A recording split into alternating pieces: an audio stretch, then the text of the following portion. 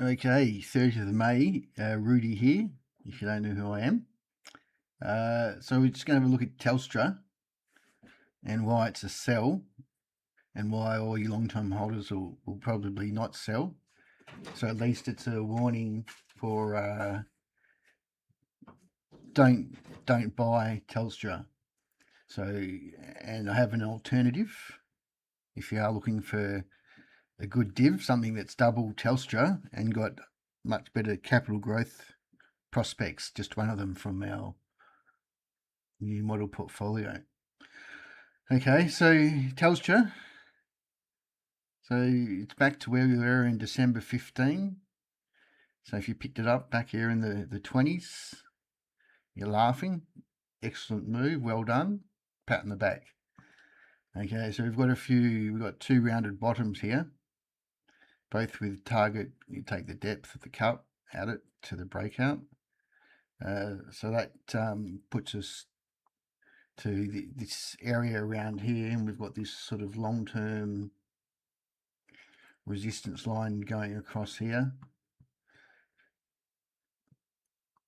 And we've got the shooting star. I don't know if you can see that. Quite very famous for picking a top. So you can say these are weekly candles. So you can see it started the week here, then it went all the way up, and then all the way down. So that's what we call a shooting star. And then this red line here is a stop loss. And because we've effectively broken support here, and we're moving into this inclining wedge. Inclining wedges, it has to break through here, but inclining wedges are very bearish. As I said, it needs to break through here, and it hasn't done that. But the first signal is this shooting star. Telstra is not going to be racing past $5.30 anytime soon. So I think at current rates, it's 3.8 for the div, PE of 26. Okay, so as I said before, if you bought it down here, you want to hold it, it's still a good div, all good. But there's a lady, I'm not suggesting this now, but another lady we've got our eyes on the channel is the Telstra of New Zealand. Spark pays a 10% div. It's not a buy yet. It needs to do a little bit more.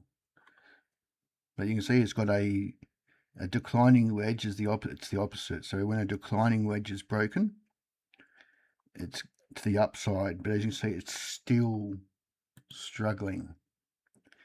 But it's got a 10% div. So I'll let you into a little one of our secrets, stocks we've added. So Amcor, global packaging business, 7% div. So it actually pays its dividends quarterly. They just paid one, or went ex-div on the 27th of May, 91 cents. And you can see it's just bounced out of this declining wedge. And you can, if you can see that, we've got the opposite to a shooting star, which is a pin bar there. You can see the candle basically opened the week here, went down, and then finished the week up. So that's a good signal of a bottom is in. Okay, so you can see it's had its days like all stocks and beaten down. Good quality company is now on the rise. One thing I like to do is compare the pair. So if we take the chart of Amcor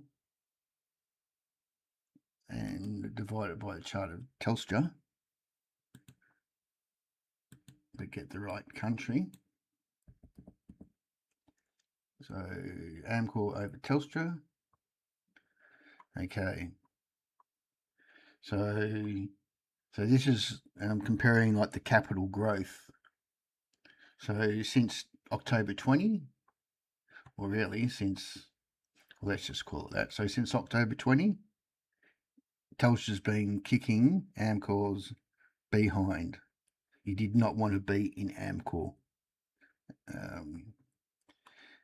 But in life, everything changes. And you can see here now, you can see this was the shooting star in Telstra. That's why Amcor's.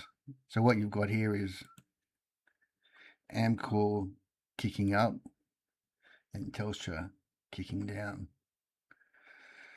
So if you're interested in that, come and join us. I have a what we call a ninja portfolio, which is over the last 12 months or so up 140%. But I started a because not everyone, because that's involves a lot of basically daily analysis, daily lookings. So we started a tank portfolio with 100 grand at the 1st of May. So it's not meant to go up that quick, but we're already up 7%, of which Brambles is one of them. Anyway, if you're interested, come join us. All right, see ya.